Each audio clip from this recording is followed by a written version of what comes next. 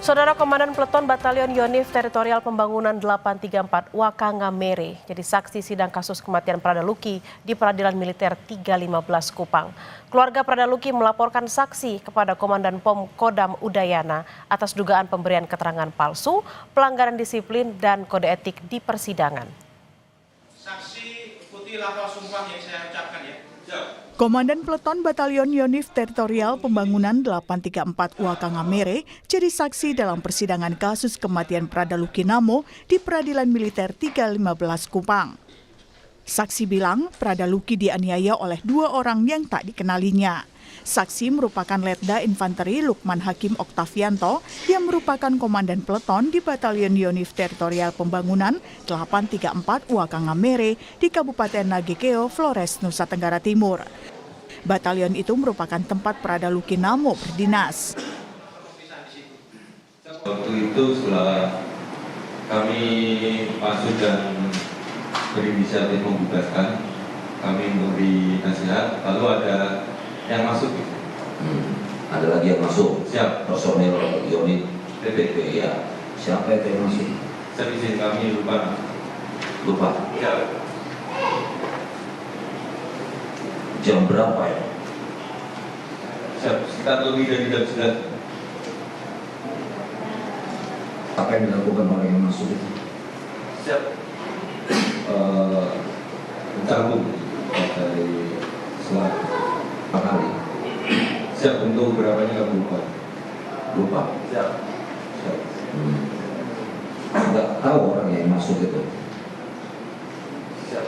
Kami lupa. Siap. Ada dua orang. Tidak melihat. Siap. Dua orang. Siap. Bergantian. Di sela sidang, Hakim Anggota 1 Kapten Dennis Carroll menyinggung aturan pembinaan anggota kepada saksi yang lalai tidak melaporkan kejadian yang terjadi pada Pradaluki. Saksi Letda Lukman Hakim Oktavianto yang bertugas sebagai perwira jaga memberikan keterangan mengenai kekerasan yang terjadi pada Pradaluki di tanggal 28 Juli 2025. Merasa ada pembiaran dari keterangan beberapa saksi berpangkat perwira dengan alasan tradisi pembinaan, Hakim Anggota Dennis Carroll memanggil saksi Lukman untuk bacakan aturan dasar pembinaan anggota, yang isinya proses pembinaan tidak ada unsur kekerasan yang mengarah pada penyiksaan, pelanggaran HAM hingga kematian.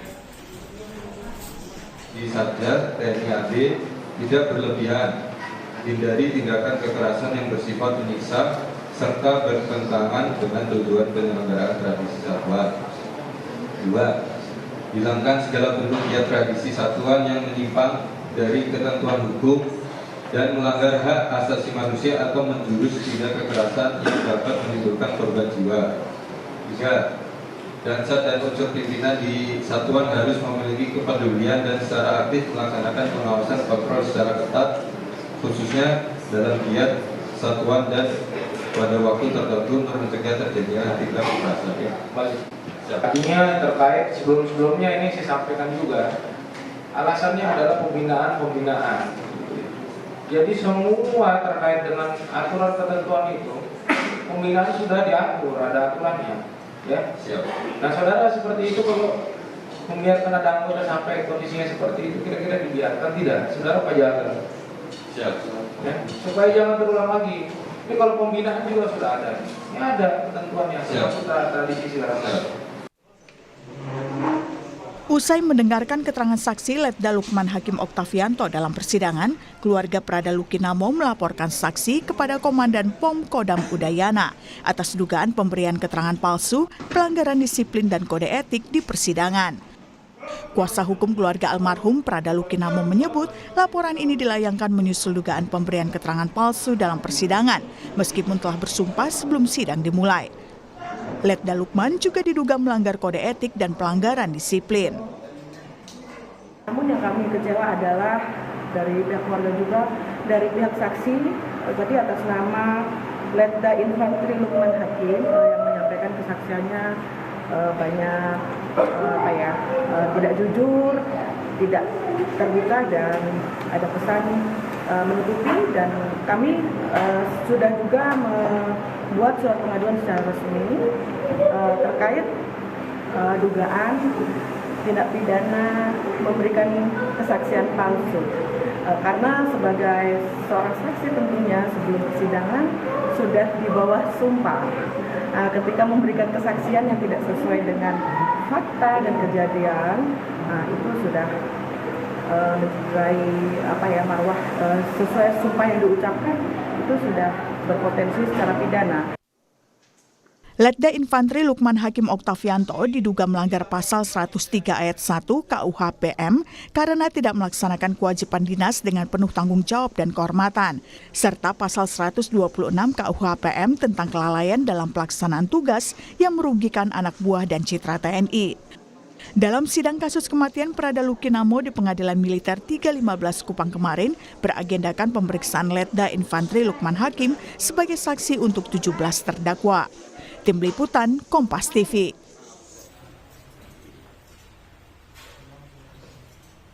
Saudara Ibu Prada Luki Namo meminta Komandan Batalion serta dokter perwira di Batalion Yonif Teritorial Pembangunan 834 Wakangamere, Nagekeo Flores, Nusa Tenggara Timur bersaksi di muka sidang. Hal itu disampaikan Ibunda Luki di sela sidang pembuktian dengan agenda keterangan saksi hari ini. Ibunda Luki bilang dokter perwira atas nama Bambang disebut mengetahui kondisi Luki baik saat dirawat di batalion hingga di ICU RSUD Air Rambu Nagekeo. Termasuk juga komandan batalion tempat Luki berdinas. Hari ini sidang kasus kematian Prada Luki kembali dilanjutkan di Pengadilan Militer 315 Kupang, Nusa Tenggara Timur. Selengkapnya kita akan bergabung dengan jurnalis Kompas TV, Niputu Trisnanda dan juru kamera Roy Ilman. Selamat siang Putu, apa agenda sidang hari ini dan ada berapa saksi yang diperiksa?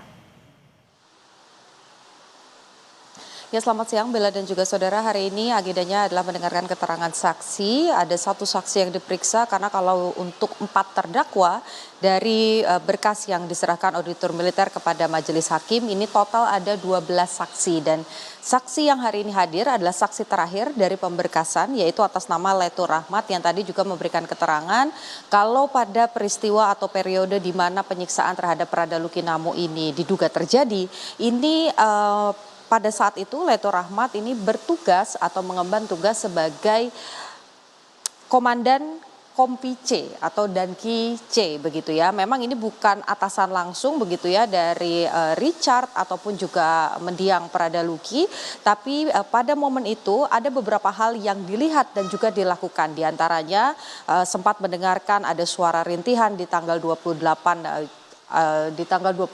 Juli, kemudian juga sempat melihat ada beberapa terdakwa yang saat ini juga menjadi terdakwa begitu ya dalam proses persidangan ini melakukan kekerasan kepada Prada Luki Namo, kemudian juga melihat bagaimana kondisi Prada Luki Namo di tanggal 4 Agustus di mana ada luka-luka, kemudian juga sempat meminta bagian kesehatan dari batalion untuk memeriksa kondisi tubuh dari Prada Luki Namo. Keterangan-keterangan itu yang tadi disampaikan, yang menarik tadi sempat ada sangkalan yang disampaikan oleh terdakwa 1 yang menyebutkan bahwa dirinya merasa ada keterangan yang berbeda begitu, di mana saksi menyebut sudah melakukan proses pemanggilan dan juga pemeriksaan awal bagi para anggota begitu untuk menemukan setidaknya ada 19 nama di awal yang akhirnya ditetapkan sebagai tersangka begitu ya di tahap pertama karena diduga melakukan kekerasan kepada Prada Luki Namo, tapi terdakwa merasa dirinya tidak pernah dimintai keterangan ataupun juga dipanggil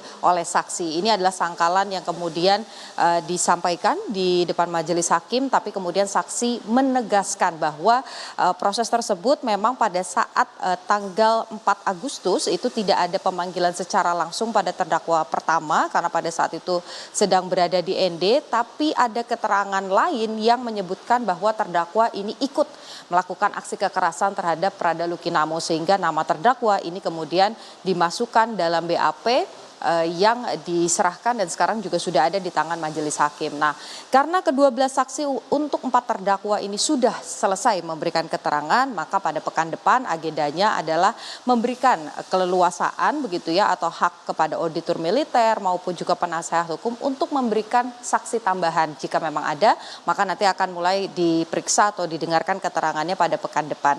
Kalau dari pihak keluarga ada beberapa nama yang diminta untuk dihadirkan ke ruang sidang sebagai saksi tambahan.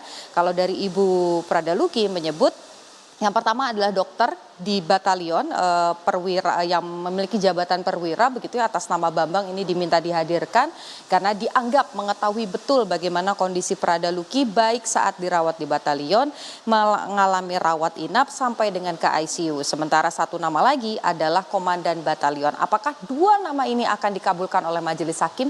Kita saksikan pada pekan depan karena pekan depan masih ada sidang untuk 3 berkas, yaitu hari Senin untuk 1 terdakwa Ahmad Faisal, kemudian hari Selasa untuk 17 terdakwa, dan hari Rabu ini untuk 4 terdakwa. Kembali ke Anda, Bella.